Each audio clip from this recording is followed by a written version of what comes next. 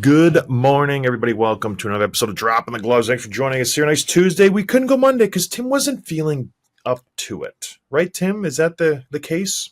Is that what happened, John, from your perspective? It honestly was. You said you weren't feeling, let's go tomorrow. We'll regroup tomorrow. And I was like, all right, whatever you want. All right, so here's what happened from my perspective. I woke up at 7. Well, I was up before that, but around 7 I started working and I created the agenda for the show. We always record about 10:30, 11 o'clock. I don't hear from you. It's like 11:20. I'm like, hey, are we going today? And I just get in. Let's go later. Mm-hmm. And then 1 o'clock. Sounds great. All right. 1:30, still not there. Sorry, my boss is coming. I have a meeting at 3. So it was like 1:45 and finally, okay, I can go. I'm like, no. I got other stuff to do. I got other people aggravating me. So let's do it tomorrow. So here we are. So you did cancel. If that's your takeaway from that, then sure. All of that noise was Tim saying, let's just go tomorrow. But here we are. Let's move past this, okay? Can we? How was your weekend? Weekend was good. Yeah, it was good. Oh no! Yeah, what happened? Nothing exciting. No, it was great. I don't even remember. It feels like so long ago. You still in a relationship? I work all day, so like these long days. It's Tuesday morning. I worked all day yesterday. This isn't like you, where every weekend I have someone celebrating me, or just kids just make my life super easy, and you don't work. So it's just different for us. So I told my wife that I need more of the weekend that I just had because it was a good boost for my ego. It was nice. No, so I went up to Michigan Tech to be inducted into the Hall of Fame there, and it was a strange thing because I know I wasn't the best player on my team. You know what I mean? And it was just a continuation of this all-star bump that I feel like I'm still on. So I was inducted with 9 other people, large class. A couple one from COVID that just kind of carried over for whatever reason, but yeah. And then so I'm up there. I'm like, there's a lot of better players who I played with that should be here, and I'm very aware that it was my NHL career that got me here, not my college career. So like guys like Chris Connor, I played with for 4 years there, and I played with in Chicago the year before I went to Michigan Tech. Incredible hockey player. Played in the NHL for a little bit. I had a good long career in the AHL. I think the all-time points leader for the Philadelphia Phantoms. Like a good player. Anyways, all that aside, it was a good weekend. Brought my 2 girls up, my 2 older ones, my wife, my parents came, and just kind of bombed around town. It was good. A couple hockey games, a football game, shaking hands, meeting friends that I haven't seen in forever. It was good. Did a little speech. And that was it. It was kind of a quick trip, Tim. Well, it's probably nice. I mean, those 2 girls are the only ones that obviously remember the game, that kind of understand the whole thing with the All-Star game. And what's the connection with the current students? Do like the current Tech students care about you at all, or is it more just the people that were there for the weekend? Well, I didn't get to see the current team. And you and I know, and I don't want to inflate your ego a little bit. I got a lot of people asking, where's Tim? Is he here? Not even kidding you. A half a dozen people just walking around the rink. Like, where's Tim at? Is he coming? Are you guys doing a show? I'm like, no, but I will let him know that you're thinking about him. But no, I didn't get to see the team just because I was running around with the Hall of Fame stuff going. We went to the football game, went to the center field there, 50-yard line, and then 2 hockey games and the banquet. And it was just a lot. But it was cool, showing my daughters where we live, this and that. And then, we went to the Ambassador, which was my post-game hangout, and they got to have the pizza that I like. And we went, at 9:30, so they thought that was a real treat. We didn't get home till 11 o'clock.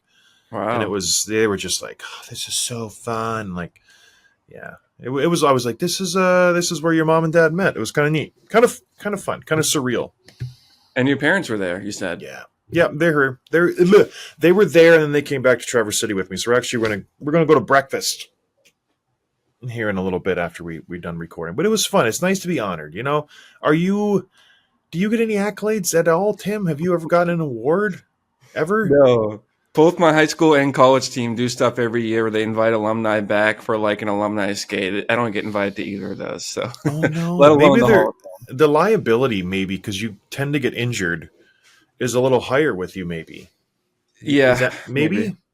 I think it's just it's fiscal responsible. It makes sense. Speaking of fiscal responsibility, there's a certain player who just signed a 7-year, $7.45 million contract that doesn't have to worry about being fiscally responsible for the foreseeable future. Lafreniere from the New York Rangers. First round draft pick, number 1 overall. 4 years ago, 3 years ago, 3 or 4 years ago. Finally, no, it was maybe 5 years ago now. He signed I an think it's extension with the 19. New York Yeah. Rangers. Yeah, he did a bridge deal 2 years ago, kind of a show me deal, because the verdict was still out on this guy. He hadn't lived up to his potential. He was supposed to come in out of the queue and just light the league on fire. Big body, NHL ready, and just didn't make that next step. Well, all of a sudden last year, he kind of figured it out, Tim. And you were one of the first ones to key on in this, where he seemed like a different hockey player. What did he do last year that was so different, Tim? Well, it was just a step forward progression. Like, we were pretty critical of him on the show, and you look at his points projection year over year, and it's like this the steady, like, just incrementally increasing every year that you feel like, okay, this is scalable, this is replicable. He Yeah. can build on this each year. Where it's not like it's going from, 40 points to 90 points overnight. So he has like 26, then he had 57 last year, and he's got 8 points in 8 games so far this year. So it feels like he's finally ready to be a point per game guy. And I was reading some reports on him last week, and it's not just like he's not just benefiting from being on Panarin's line, for example. He's creating his own offense, and Panarin's benefiting just as much or almost as much just being on his line.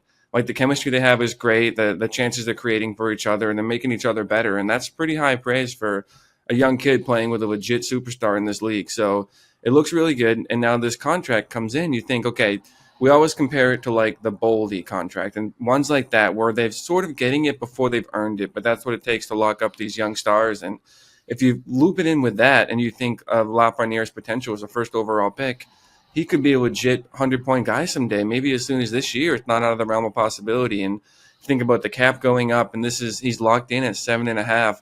I think this contract is going to age very well. Yeah, I think it's a great deal. I was shocked that it was that low, because you see Yeah. these players around the league doing these long-term deals when they're this young, and it's always $8 million. It seems that's the benchmark. And this is a kid who has shown last year in the playoffs, arguably the best player for the New York Rangers. Him and Trocheck were the two players that were consistent, driving the offense. No, just swaths of time where they're invisible. We all know how I feel about Mika Zibanejad. Panarin was not himself last playoff round. And then even Adam Fox kind of disappeared for time. But it was Lafreniere who was consistently a threat on the ice. And you figure, being in New York, and this is where the whole tax thing comes into it too, where you're making 7.5, you're getting taxed 60% on that right away. So he's not making 7.5. So I'm very shocked that it wasn't $8-9 million. Like, this is the team-friendly deal. And yeah, he only got 7 years, so he's still able to take advantage of his UFA when he turns probably 31, 32 years of age. But still, this seems really, really low for a player, like you said, who is ascending. He's getting better. He's getting more comfortable in the NHL. He's taking chances. He's taking on defensemen one-on-one, and he's winning. So, does this make him the next Nathan McKinnon, Brad Marchand, where in 3 or 4 years this guy's putting up 100 points a year, he's the best player on the New York Rangers, and it's a laughable contract where the salary cap's going north for the foreseeable future, and the average contract is going to be $5 million, and you got this guy making 7.45. I hope so, because you think about the Ranger situation, and we've sort of known for the last couple of years they were a good team, but an older team with Panarin and Zibanejad and some of the other guys that were kind of their best players, certainly on offense, were on the older side and north of 30. Then you have obviously Fox locked up long term, and this brings the next question is, how does it impact Shesterkin's number? Because he's going to demand a lot of money. Rumor is he wants as much as 12, but certainly at least 10. And is it still available? Do you have to move some pieces to make that work? And if you look at Lafreniere signing a team-friendly deal, does that put does that put pressure on Shesterkin to do the same? No, it doesn't sound like it. He wants to take a team-friendly deal. From all accounts, they have been negotiating. He's just shutting them down left, right, and center. And the money just might not be there. When you look at this team, you would love to get Trouba off the books, but he's still signed up for next year. You get Lindgren off the books and Keandre Miller, but those are two pieces. You mentioned the age of this team. You want to keep those two guys. Keandre Miller is 24. Ryan Lindgren's only 26. They're huge parts of your back end. So you want to retain them. They will want raises. Lindgren makes 4.5 and Miller makes 3.8. So they're going to want to bump up to the 5 million area. There goes that money out the window. Then you look on the front end, the only player you're losing off the book right now is Riley Smith. After him, everybody's locked up for 2, 3, 4, 5 years. Panarin, Zibanejad, Kreider, Trocheck. You got Lafreniere now that kicks in next year. So the money might not be there. And I don't think the cap's going to go up that much in order for a Shesterkin to get $10 million. So he might price himself out of New York really, really quick, which is no pun intended because they have Jonathan Quick as their backup. But it's a shame because he fits this team. He has that New York mentality. And I just don't know a world where he fits with the New York Rangers unless you can get rid of Jacob Trouba. I think that's the key there. If you can get someone to take that contract on, then you can sign Shesterkin. Other than that, you will not be able to sign him, right? Because there's not enough money to go around. Yeah, I know. A lot of people kind of have this blind faith of like it's important to the player and the team. Think of the Swayman situation where like the Bruins cap situation is tight. We don't know if we can get it done, but you get it done. And that makes sense, and I want to have faith. But at the end of the day, the dollar is the dollar. The cap situation is the cap situation. You can't just say, work on a wing and a prayer. So, yeah, I think they obviously it's their biggest priority to get it done. But I think signing him Lafreniere first, does that signal to the organization that he's the more important piece of the future, or at least the offense in general is what they want to have locked up? Well, I think so. Don't you? And I agree with Chris Drury. I think when you look at a team in the breakdown, big time, Lafreniere is more important to this team than Igor Shesterkin. And I know people will debate me on that, but you need to have the threats up front in order to win a Stanley Cup. And yes, you can have a star goaltender. That helps. But people who listen to the show, they know I don't think you need a superstar goaltender to win a Stanley Cup. I firmly believe you could roll with Jonathan Quick. He could win you a Stanley Cup making 1.275. I believe that. Obviously, you can't give him the workload in the regular season, but once you get to the postseason, go. That's it. Go run with it, maybe. Like, let's go. You don't need to pay a goaltender $10 million because there's just a lot of good options out there. There aren't a lot of good options for higher-end forwards who can produce their own and create their own offense. Lafreniere is a very solid NHL forward. Good luck finding him. They're not a dime a dozen, a guy like that, with that pedigree, with that size, and he's only 23. Yeah, I'm keeping him. So, what do you think I'm wrong? No. I like the player. I've been very outspoken about that. I mean, I think Shesterkin could be in that I don't know, asterisk or exception when it comes to goalies because he's that good, where he can win you a series, he can carry a team. We haven't really seen it yet, but I think the Rangers' problems have been more up front in the offense and the defense rather than Shesterkin. So he might be good enough that he kind of just breaks the goaltender rule where he deserves the money. But, yeah, I think signing Lafreniere long-term first is the right deal, and hopefully they can do both. Well, and then do you have to just give kudos to Chris Drury and Jeff Gorton for not Jeff Gorton, he's gone now, but Chris Drury for not panicking?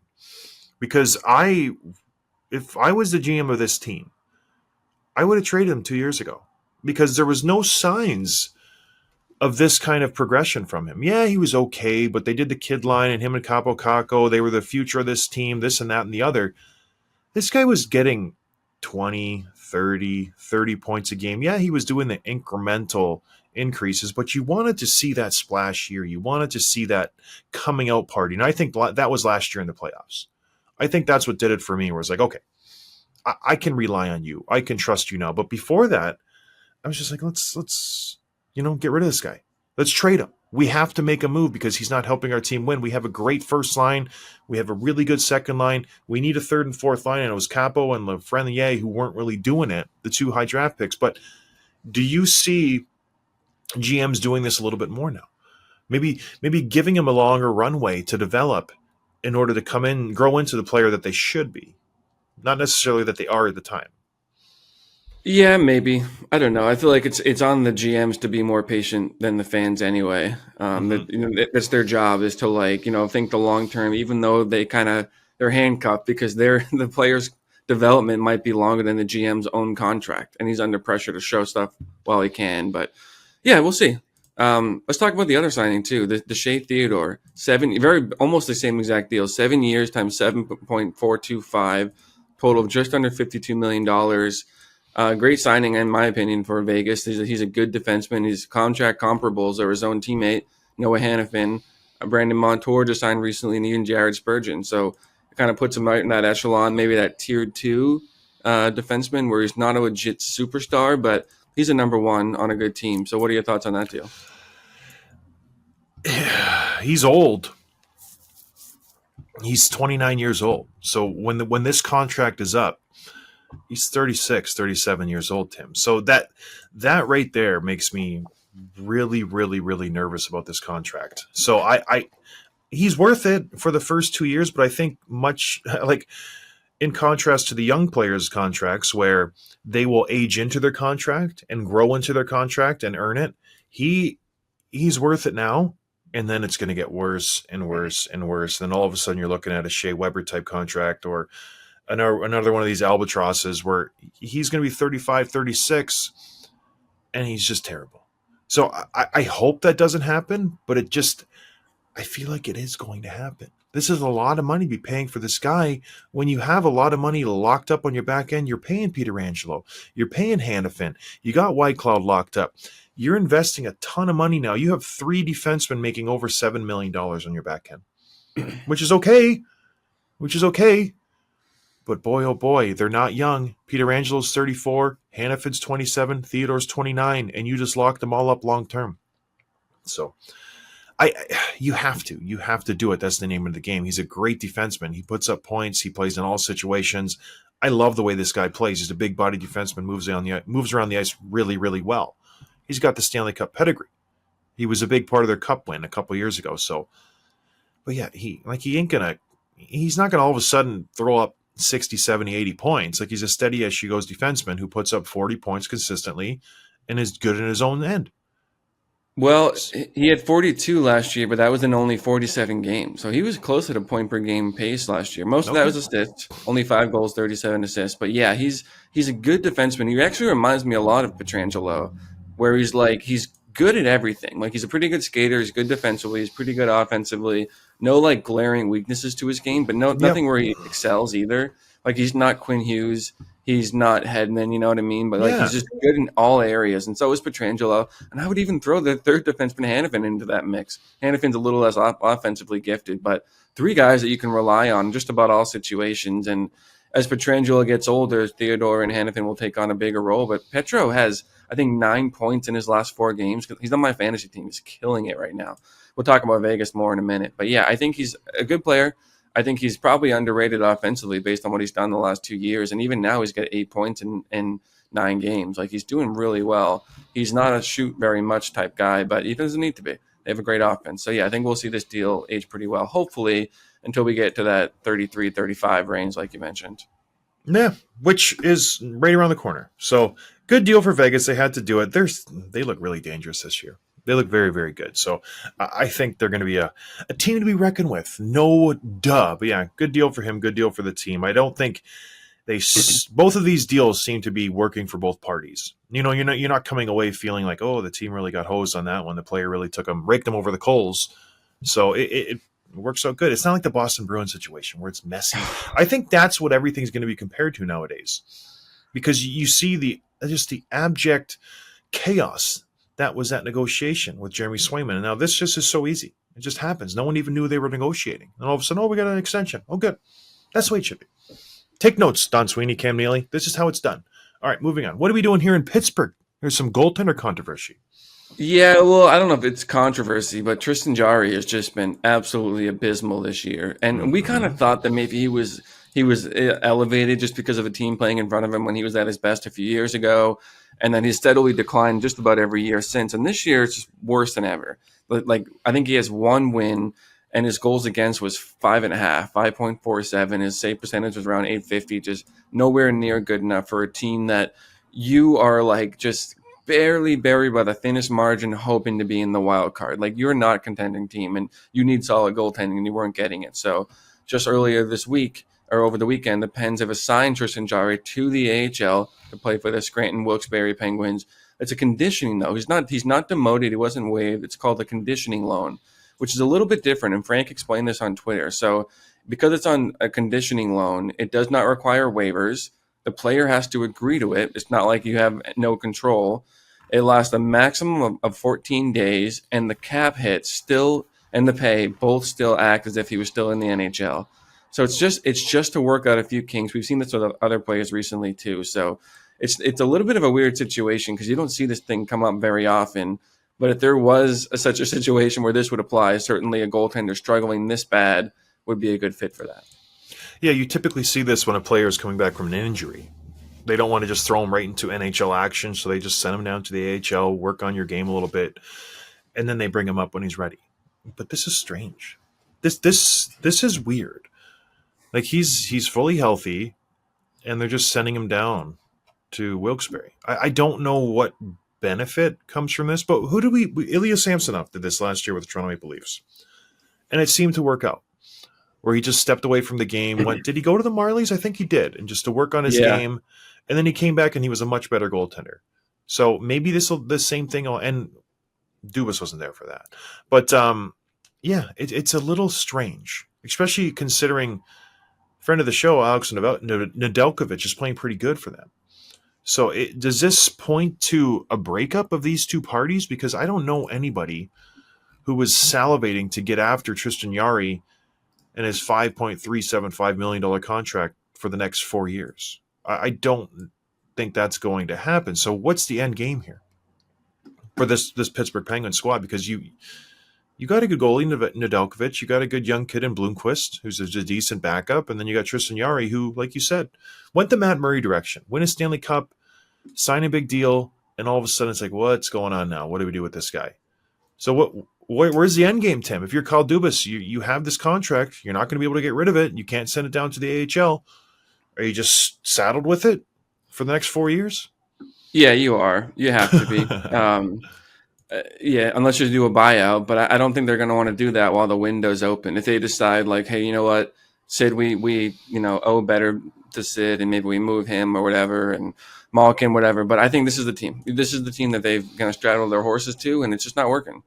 So, like, at what point do we just call out Kyle Dubas for his dysfunction and his inability to put a team together? Because he comes to Pittsburgh 2 years ago, right? He's going to milk the last bit of juice out of the high end guys. And what does he do? He brings in Erik Karlsson, and that's it. He brings in a couple journeyman forwards to play alongside them, and that's it. And now they're second to last place in the Eastern Conference. They are hot garbage. They have no signs of any good stuff. He brings in Jesse Pulviari. You know what I mean? Just like it doesn't make sense to me. And this is a whole other conversation to have with these analytics guys and all this stuff that's just creeping into hockey, and it's just exploded the last 10 years. When can we just say you're not a good GM? It's not working. He did it in Toronto. He tried to go fast up and down the ice. We're going to outskate teams. This is the type of team we're going to win a Stanley Cup with. They sucked forever. They won 0 playoff rounds, I think, when he was there. Maybe 1 he was there. Like, why does he have a job? And this is the part where I just shake my head. I'm just like, what? Why? Who anointed him this genius of hockey? Why does he get a pass all of a sudden? He gets handed the keys to the Toronto Maple Leafs, Tim, when he's 30-some years old? Like, what the hell's going on here? Just because he's good with his computer and he can put numbers together, it doesn't make you a good GM. It doesn't make you a good analyzer of talent. Stuff like this, I just shake my head. I'm like, what are we doing here? And now he's been with the Pittsburgh Penguins for 2 years, and they're so bad. They're absolutely atrocious. Yeah, but the Penguins were bad when he got there. But he's made them worse. He's made them worse. Not in his defense, but like just to play the devil's advocate, this is a situation that we were not envious of, that this would be one of the more complicated and undesirable organizations to step into, because you're not quite bad enough to tank. You have some of the best players of this generation still being productive, but you're nowhere near contending. You don't have a lot of depth. You don't have the answer in goaltending. It's a weird, like, there's no clear direction. There's nothing that we can look at. That's where I think you're wrong. There was definitely a direction. Anybody with 2 eyes could see it. You trade the vets. You move on from Malkin. You move on from Crosby. As hard as that is, Wayne Gretzky got traded. Anybody can get traded. You have to move on and make the hard decisions. No, he doubles down and brings in Erik Karlsson, coming off his Norris Trophy 100-point campaign. and he retains every cent of his contract. Every damn cent. He doesn't make San Jose take any of that money, and I think he gave San Jose a first rounder. Like to him, it's crazy that he did that. So I don't know why this happens in hockey, and maybe this is why I'm not working in hockey anymore, and people don't like me. Like, trust me, I have a lot of enemies. This guy should not have a job. It's plain as day. And correct me if I'm wrong in the comments. Send me an email. Build me a case for why he deserves to be a GM in the NHL. There's 32 teams. It's a very rarefied air to get this job. Tell me why. Why does he deserve to have 2 chances for 2 premier teams? The Toronto Maple Leafs are the benchmark for teams in hockey, and that's his first job right out of high school. He gets it. And then he gets gifted this job in Pittsburgh. Why? Well, what did he do good so good in Toronto? They were already a playoff team. He didn't win anything. I don't know. So don't you think about that sometimes, Tim, where it's like, what the hell are we doing here? Why does he still have a job?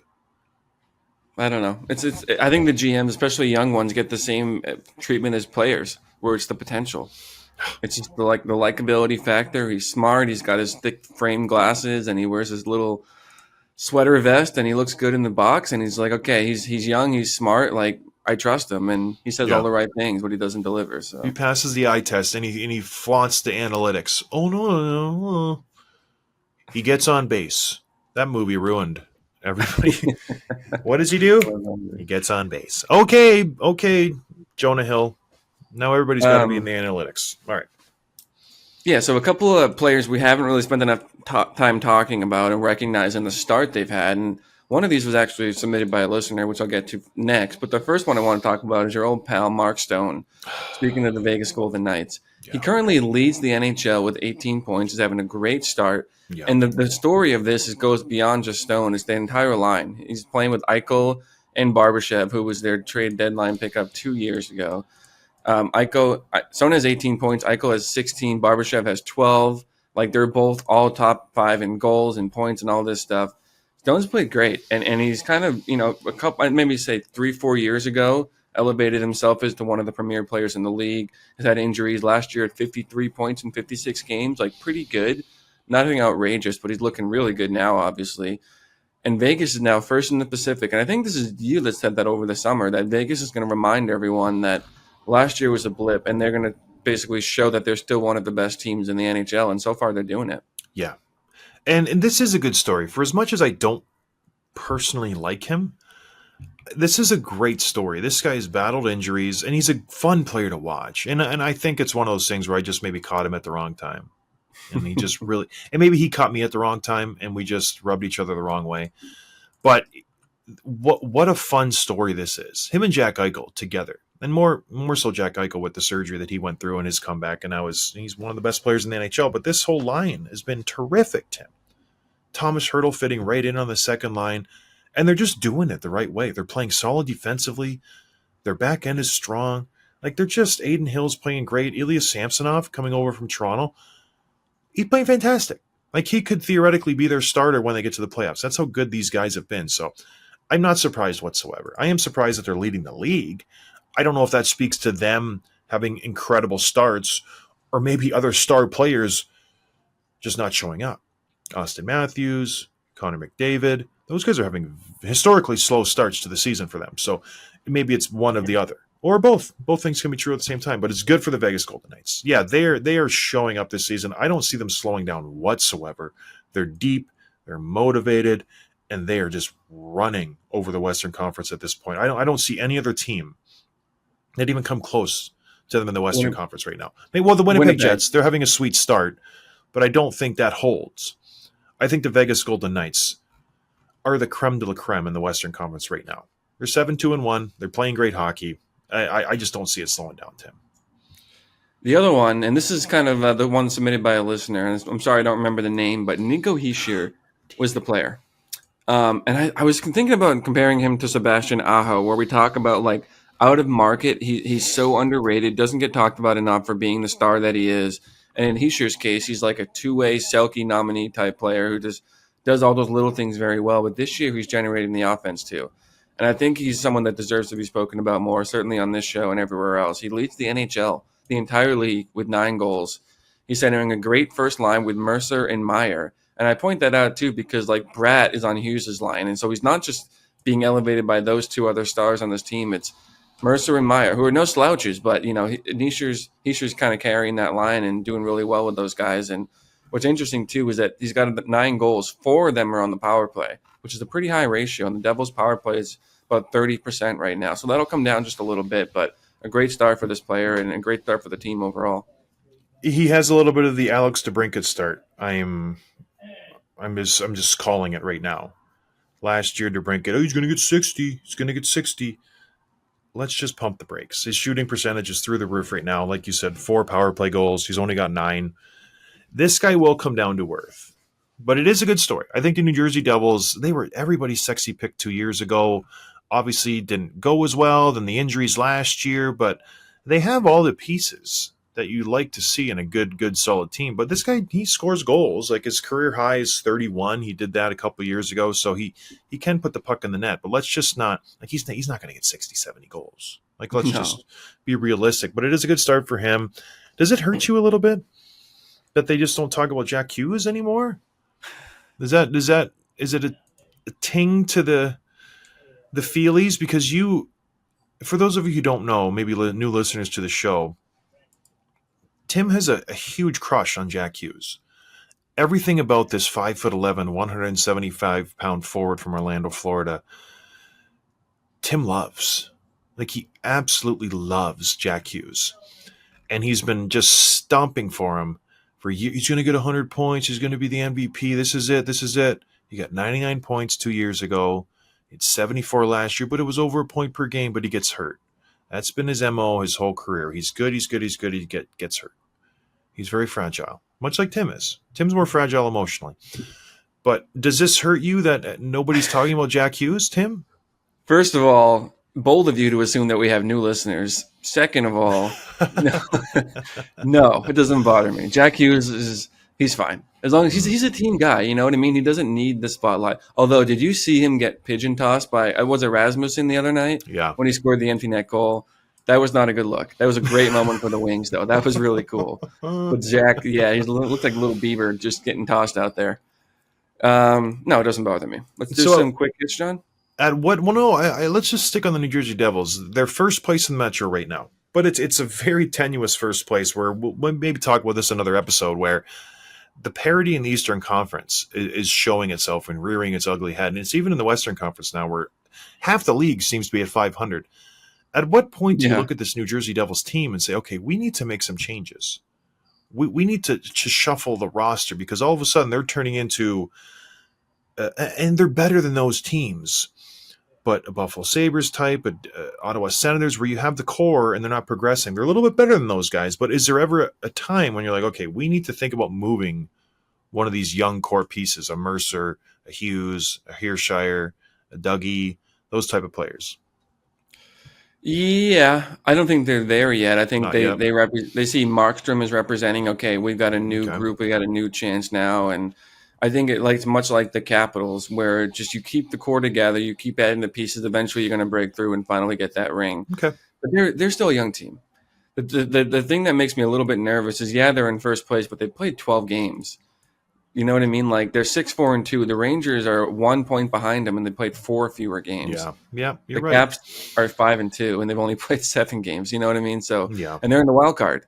So I don't know that they're really a premier team yet, but I don't know. Dougie's great. He's healthy. He's looking really, really good. He's my Norris Trophy guy. All right, let's get to some quick hits then and move on. Friend of the show, Kirby Doc, is on a little bit of a point streak here. He's looking pretty good. He had 2 points the other night. He's got 4 points in his last 3 games. So hopefully he's starting to shake those cobwebs loose a little bit and generate some offense for that team. And they need him because they are just injury plagued, and the Canadians they're not playing very well. Lane Hudson is just he still hasn't scored, and he's just we should put a tracker on him like they do in soccer for the amount of ice he skates. Guy skates miles every game. Yeah. He doesn't go anywhere, but he's skating a lot. So poor kid is snake bitten. He hit the post the other day. So anyways, I want to talk about this. Upper Jack guy, Speaking of Montreal Canadiens, he got into it in the Philadelphia Flyers. Someone took a run at Kirby Dach, the Couturier, their captain, Sean Couturier, clipped his head. Dirty hit. Should have been a penalty, at least, suspension, maybe. Nothing happened. Arbor Jacki, sheriff for the Montreal Canadiens, goes after the Couturier, has a conversation with him in the corner. Couturier drops his gloves first, drops his mist first. Jacki then drops his gloves afterwards. That's what you do. You're trying to engage someone in a fight. They say, let's go. You drop your gloves. In comes Nick Seeler. Tough guy for the Philadelphia Flyers. I know Delorier was there too, but no one wanted to fight Jacki for whatever reason. So Seeler comes in third man in. The ref is standing right beside him, Tim. Right beside him. Go check out the video if you haven't seen it. It's absolutely bonkers. The only penalty in this whole melee is to Arbor Jacki. But that, like... Couturier drops the gloves first. The reason they're having a conversation is because he nails Kirby Dach in the head. Seeler comes in for third man in with his gloves off. Like, his gloves are gone when he gets to the pile. Jacki's the only one who gets a penalty. I've lived this because you build this reputation and the refs are looking to throw you in the box. So I've lived this life. I've been at a face-off dot talking to somebody and I get a 10-minute misconduct. Not even swearing, just saying like I'm gonna get you. 10 minutes gone. Why did I even do anything? I got 10 minutes for nothing. And the same thing now is happening to Arbor Jacki. I've seen it in baseball with umpires who are bad umpires and the balls and the strikes and this and that. There needs to be accountability for referees. You should have a ranking system, and you should be suspended if you're a referee. You should get some penalized some way. It's awful that he got a penalty in that. I don't understand it. Make it make sense to me, Tim. Well, that part is fair. I think the part that I'm Seeler third man in, but he didn't throw any punches. I don't have the video in front of me. He grabs them, but he doesn't attempt to hurt anyone, or you know what I mean. Like, he doesn't join the fight. He breaks it up, even though he's still technically the third man in. That's probably what the ref saw. Where you're part of the problem. It's clearly protecting the captain, saying, "Hey, I got this one. Don't." I know it's late, but I'm just the captain instigated it. See, you're part of the issue. No, the captain didn't instigate it. He threw the hit, and then Jacki instigated it. No. Couturier dropped his gloves first. Well, Jacki approached him. Yeah, but he did. He dropped his gloves. Yeah. Oh my gosh. Yeah. I mean, and especially because Couturier fought only like 2 weeks ago against the Bruins. Like, he's willing to shed him. So, anyways, I can't look at you giving that answer. All right, Connor McDavid injury still unknown. Doesn't look great. Yeah. Okay. Could be a broken bone. He left on his own weight, but you can break their fibula, for example, and still walk. So, imagine that if he breaks his that'd be bad. All right. Finishing off, thanks for everyone who's joined Patreon. I've been active on the Slack channel. It's been fun. We're getting to know subscribers. They're getting a lot of benefits. It's been a lot of good stuff. So yeah, check it out on our link in the bio if you want to sign up. We're having some it's been wild. Let me just tell you that. But anyways, I appreciate the support, everybody. Tomorrow we're going to interview Zach McEwen from the Ottawa Senators. Send in your questions if you got some. It's going to be fun. A bruiser like the good old days. So check it out. We'll do that tomorrow, and we'll talk to everybody then. Cheers, everybody.